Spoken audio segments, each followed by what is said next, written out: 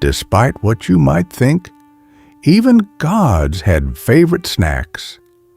Ancient Egypt's pharaohs ruled with absolute power. They commanded armies, built pyramids, and claimed divine status.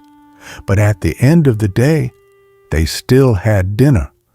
And what they ate tells us something shocking, because the meals of Egypt's rulers weren't just about taste.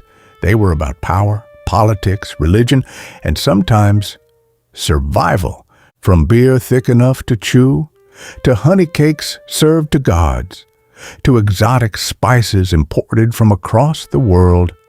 Today, we're uncovering the favorite foods of Egypt's greatest pharaohs and how their tastes evolved over 3,000 years of history. And trust me, the final pharaoh's banquet might be the most extravagant meal ever recorded. Let's begin. Simple meals, powerful meaning. Our story begins with Egypt's first ruler. Narmer, the man who unified Upper and Lower Egypt, lived in a time before luxury palaces and royal kitchens. His favorite meal? Flatbread and beer.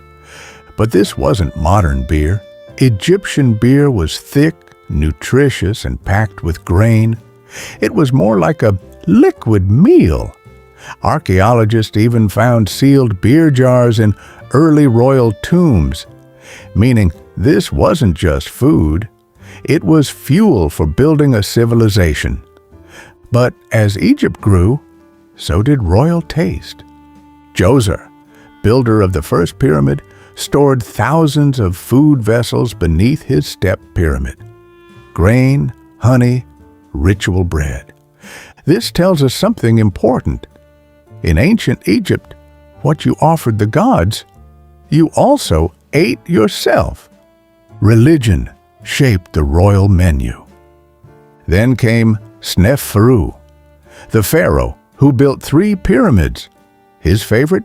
Roasted beef. Records describe hundreds of cattle slaughtered for royal feasts. Whether for taste or political display, Pharaoh believed power looked like a table full of meat. And then Egypt built the greatest monument in history. Khufu, builder of the Great Pyramid, surprisingly preferred humble foods: bread, onions, garlic, and beer. The same foods fed to pyramid workers. But even simple meals had royal touches. Bread baked in ceremonial molds. Symbolism mattered. Next, royal taste begins to get luxurious when food became status. As Egypt entered its golden age, pharaohs began eating like true gods. Khafre, builder of the Sphinx, loved roasted duck. Hunting waterfowl required skill, making it an elite dish. Pepi II, who ruled for possibly 94 years, preferred honey cakes, sweet, rich, and made daily for the king. Then came warriors. Moses I celebrated victory with roasted ox feasts, but his personal favorite, herb-seasoned liver, believed to restore strength after battle. Now we reach one of Egypt's most fascinating rulers, Hatshepsut. She didn't just rule Egypt, she changed its cuisine. Her expeditions brought exotic spices from distant lands. Suddenly, royal kitchens experimented with cinnamon-like flavors and imported ingredients. Egyptian food was no longer local, it was global. And then, Thutmose III expanded the empire further and developed a taste for Syrian wine. He imported grapes, planted orchards, and cultivated luxury drinks. Wine became royal sophistication. Amenhotep III took this even further. His palace contained labeled wine jars with vintage years and quality ratings. He may have been the world's first wine connoisseur. But then, everything changed. Religion, power and personal taste. Akhenaten, the pharaoh who changed religion, also changed the royal menu. Reliefs show tables piled with roasted duck, bread, fruit, and wine. Duck appears again and again, suggesting it was his personal favorite. But beside him ruled one of history's most famous queens, Nefertiti. Her offerings show grapes, figs, and sweet wine. Her table reflected luxury imports from across the Mediterranean. Then comes one of the greatest discoveries ever made. When Tutankhamun's tomb was opened, real food was found inside. Honey jars, wine vessels, preserved meat, even a sealed meal of spiced duck. 3,000 years old. Chemical analysis revealed coriander, cumin, and other spices.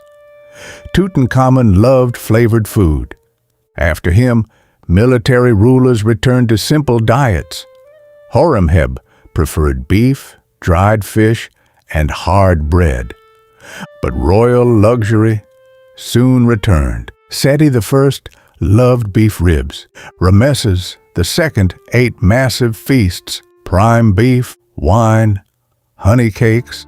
His reign was celebration on a plate. The most famous banquet, Egypt's last great queen, Cleopatra. Her banquets weren't just meals, they were political theater.